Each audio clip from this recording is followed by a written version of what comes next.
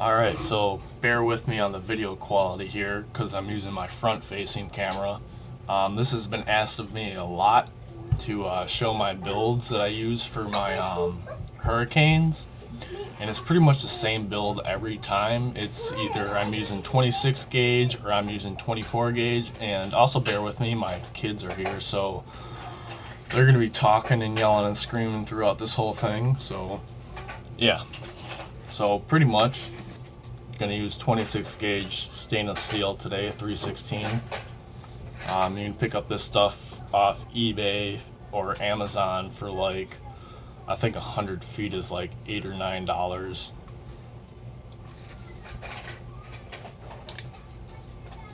Just gonna rip off a full, 6 inches of it off. Don't worry about straightening it, it'll pretty much straighten on its own.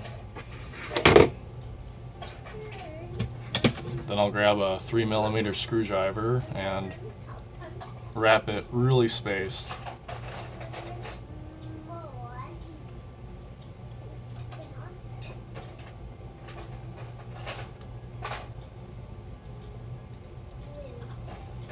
You want to make sure that your 5-wrap part of this, so the bottom side of the coil, that the spaces are pretty even as well, and that your wire leads aren't touching any of your other wires. I mean, they may look, spaced on the top, but they might not be spaced on the bottom. So, let's see here, like that.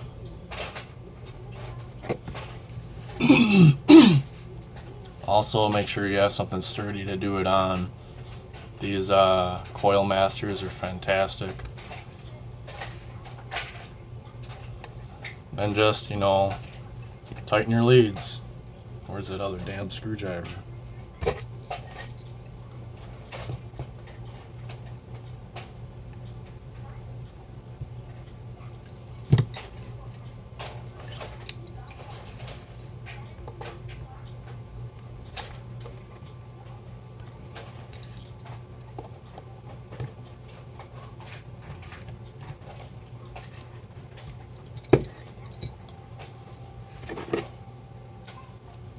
Cut your excess wire off.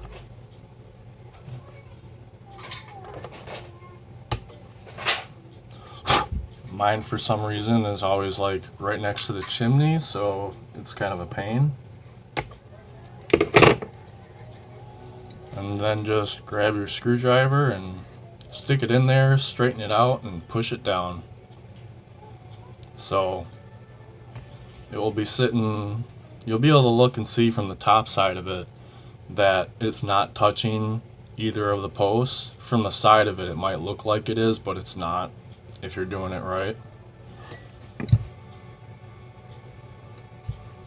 Try to make sure it's center in there, because the wire will flex and move a little bit as you're like firing it. I've had that happen with the 24 gauge, and that's why I'm back to using the 26 gauge, because the 24 gauge occasionally will touch one of the posts and cause a short, and all of a sudden your 0.2 ohm build will be ohming out at like 0.1.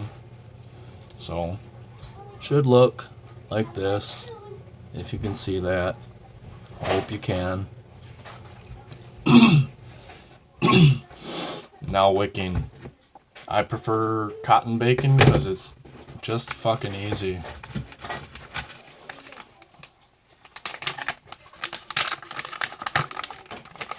So let's grab one of these little bacon strips, cut it in half, and then I'll grab about probably what seems to me like a quarter of what this actually is, so a quarter of this piece, and just tear it off. And you'll have something like this. And you're not going to be able to see this part. Well, maybe I can do it like on this towel right here. I'll just roll it down.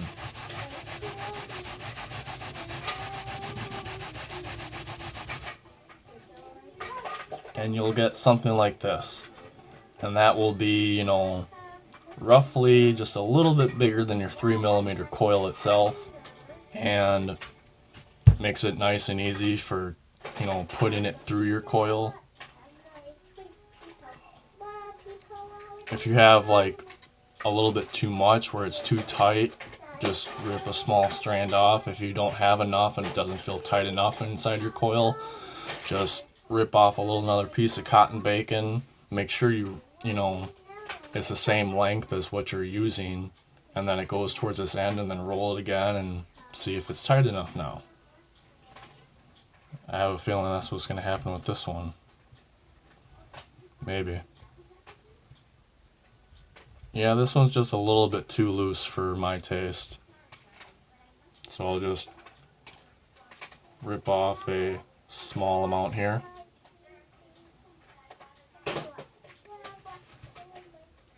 Add it to this. And roll away.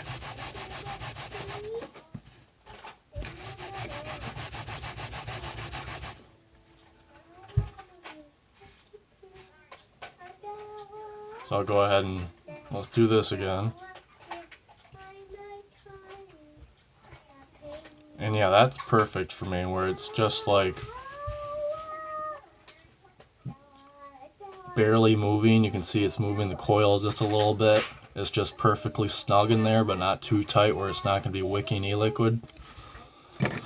So then you have your two pieces of your chimney, or your top cap for your chimney, whatever the hell that's called. And you're going to take that like this and slide your wicks up inside there. And then push it down like that. Then you're going to take your wicks, you're going to put them through those wicking channels like that. You're not going to actually wick it, just like cut it off on the sides. I feel like you that works, but I mean, if it twists just a little bit, you'll leak out everywhere. Also, if you get like e-liquid on the base of your hurricane, it will leak out everywhere and not wick up. So what I do is I'll cut this off at about a little bit less than 1/4 of an inch on each side. So that stick protrudes out of the your lower cap, I guess, about 1/4 of an inch.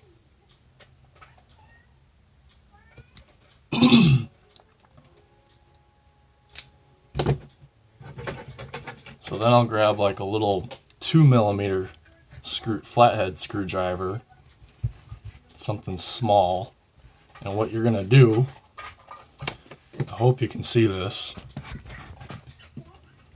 is you're gonna grab this sucker right here, and with the flathead side, you know, parallel to your table, your atomizer, your wick, you're gonna reach up underneath that wick, and you're gonna pull it up, and you can maybe see that's sitting right underneath that wick right there. And then what I'll lick my finger just so I can grab the cotton a little bit better. You're gonna grab that cotton and you're gonna push it down like around the screwdriver itself, and then you can pull it out a little bit and gently push your cotton down towards that just like right in front of that actual wicking chamber itself, so that, or that wicking hole itself, so that you have a wick, part of your wick is actually touching the base of your deck, so any liquid that drops down to the base of your deck will wick up towards your coil instead of possibly overfilling your chamber and just leaking out everywhere down that hole. And then you'll do the same with the other side.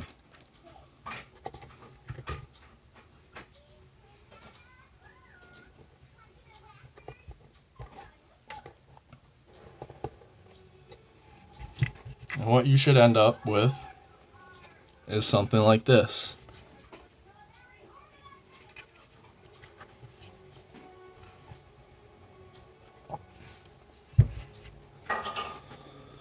Grab your e-liquid And just, do what you've always been doing. Dab some of that shit on there.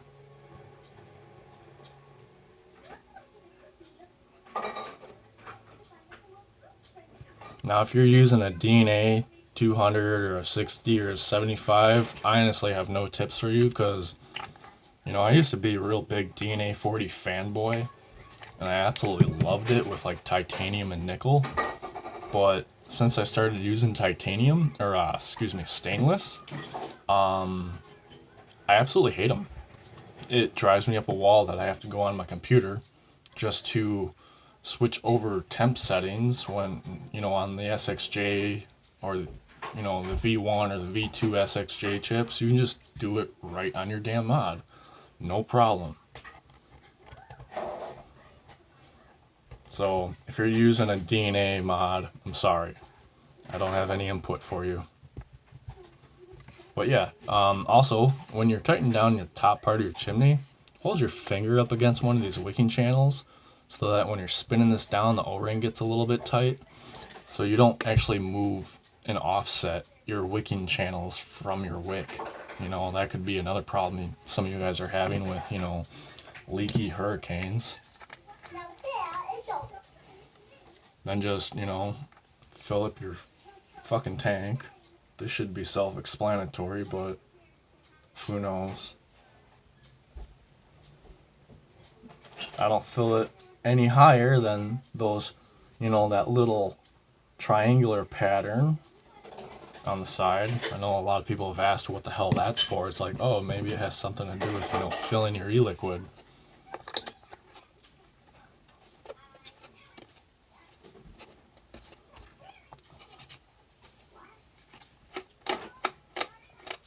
And there you go. A perfectly built hurricane. Gonna grab a Pacific Ocean Anatolian. Adjust my airflow setting to where I like it. And if you're using an SXJ, you probably know this. Just, hold the up and the down button at the same time. And that will bring up your resistance and lock it in for you. It also switch over next to your temperature compensation, which I keep at 78 degrees Fahrenheit. If you're getting any dry hits, you might want to mess around with your temp compensation. Say it's hitting temp control a little bit too fast. I keep mine at about 440 to 460 degrees. So say you're hitting your temperature control right away, just go into your menu and change that down or up a degree and see how it works. Most of the time that's all it is. So holding that around.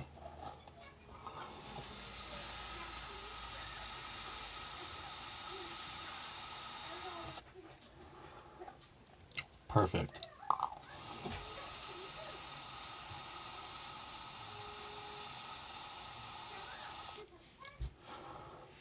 Well, there you go. If anyone else needs any help, just let me know. Take it easy. Love you guys. Bye. And Merry Christmas, actually.